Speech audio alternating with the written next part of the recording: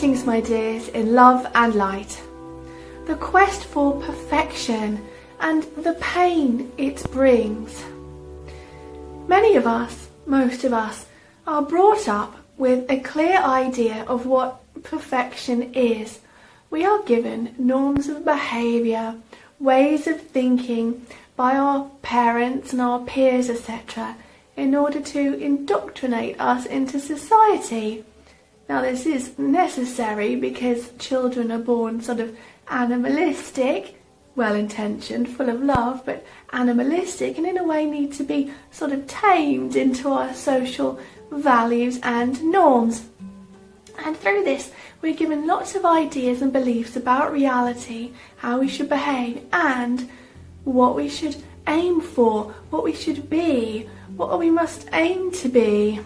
Now, this value of what we should aim to be is often quite a cardboard cutout of the next person.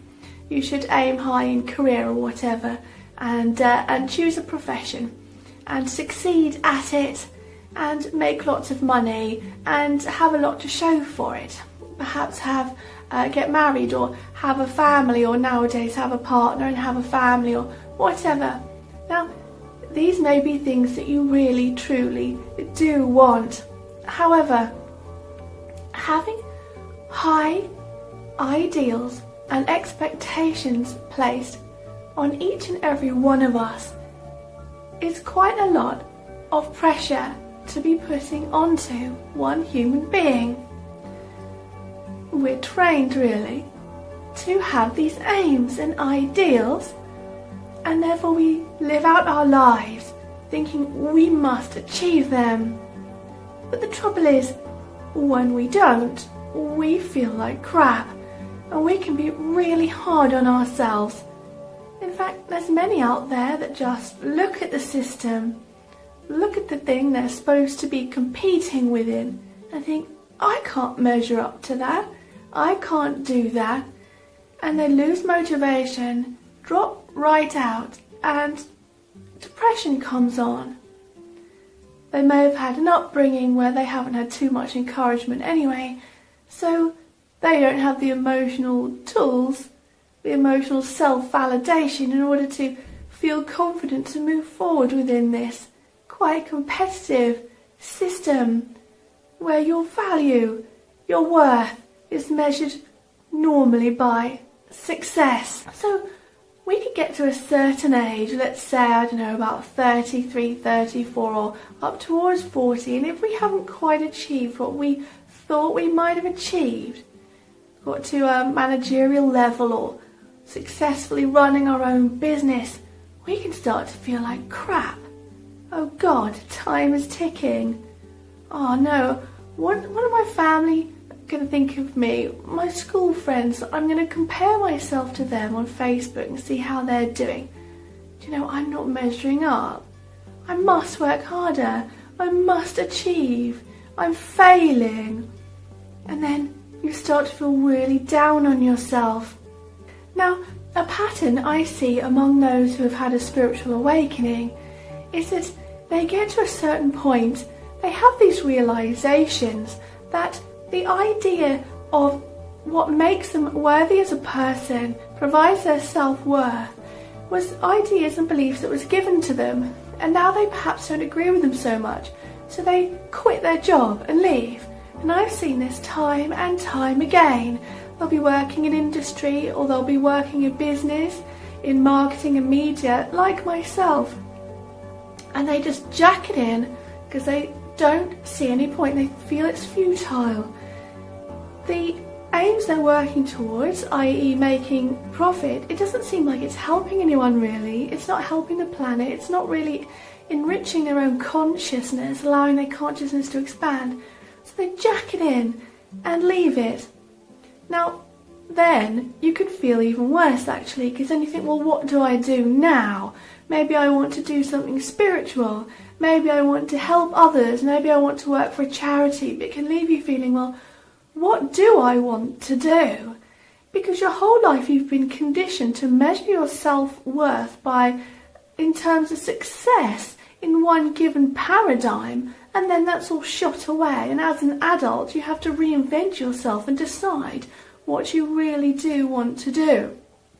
So you could spend your life living up to these ideals and expectations of perfection, of success that were given to you. Or you have a realization that maybe these are not my ideals. Now, we're not hating on anyone's parents, of course not. Having a grudge against anyone is causing negative energy in yourself, and your parents are obviously doing what they thought was right, giving you something to shoot for the stars, because they want to see you succeed and be happy, because that is the measure of happiness, is it not? Success in the system, in most people's terms. So they were trying to help you. Oftentimes people say no and reject that. I'm not aiming for that definition of perfection. I don't need to aim for perfection. I am perfect as an entity myself. Now, we can manifest any reality we want for ourselves, but if we didn't know that, then it can be hard to succeed in this system. And there are some that succeed easily, it seems, and others that takes a lot more work. And then there's even more people that don't seem to really get anywhere. So in a system such as this, that's going to leave a whole cross-section of society feeling unfulfilled, like they've failed, like they haven't reached the standard of perfection that they were supposed to reach. And it's not just within work, it's in every aspect of life. If you've had a rough time in your younger years and then you suffer from addiction as a result, or some other kind of behavioural disorder or mental illness, depression, anxiety, or what have you, you can't reach that defined standard of perfection in daily life.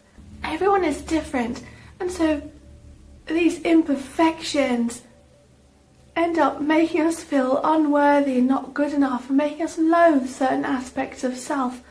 And if we loathe many different aspects of self, then it can really bring us down. But again, these are standards set not by us, but by others. So how do we know that we're meeting these standards of perfection? Well, usually it's through validation and acceptance and recognition from others. And as human beings, we want this validation and acceptance, because we all want to feel recognised, and at the core of that, feel loved and appreciated in some way. So if we're not receiving the validation and acceptance by the normal standards of perfection in society, and we feel like we can't measure up in that way, then we look to negatives. So a teenager might join a group of quite negative friends that perform negative behaviours, are involved with drugs and bad behaviour, etc. But if they feel validated and accepted within that group, then yay, I'm achieving what makes me feel good, and that's their idea of perfection, of what's good and right. So therefore I'm meeting somebody's standards here. So people can fall in with the wrong crowd in that way, as long as they're receiving the validation and acceptance they so desperately require. Now, if we validated and loved and accepted each other for what we are, rather than measuring each other on success and what we have, then everyone would feel so much more self-love and love towards each other. Everyone would experience acceptance and a core happiness and radiance. But instead, we're constantly evaluating ourselves, falling up short, seeing we're not being validated and accepted. It's not happening. So then we feel like crap. So in that way, we end up surrounding ourselves with people who actually punish us, because at least we get some recognition. We might end up with a partner who's kind of unkind and abusive, but at least they acknowledge you're alive, you know. Or you end up in a job which is, the boss isn't too kind, and you're just getting a hard time all the time. But that's all you feel you deserve, because you can't meet the standard of perfection. So we surround ourselves, and the law of attraction plays a part in that as well, because we feel like, well, I'm no good, I can't meet these standards of perfection in society. So that's what you end up manifesting, people who mirror that back onto you and show you that you're not good enough and that you're unworthy and such.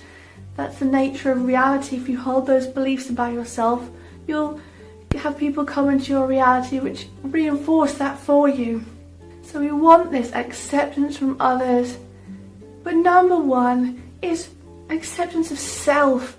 If you can accept yourself, get out a blank piece of paper and rewrite those ideas of perfection and what you're supposed to achieve and what you're supposed to do in this life.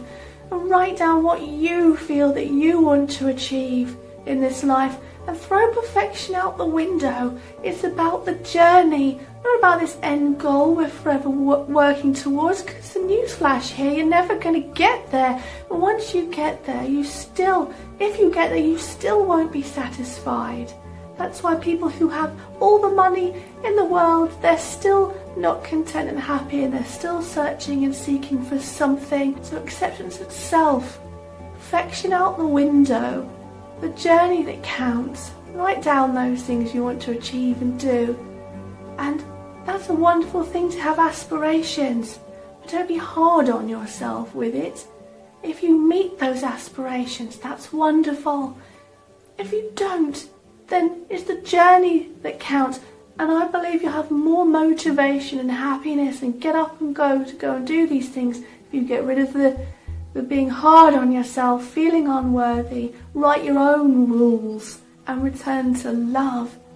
Because at the core of it, the core of all this, the reason why we want this success, the reason why we want the inclusion and acceptance is at the core of it that we will feel loved.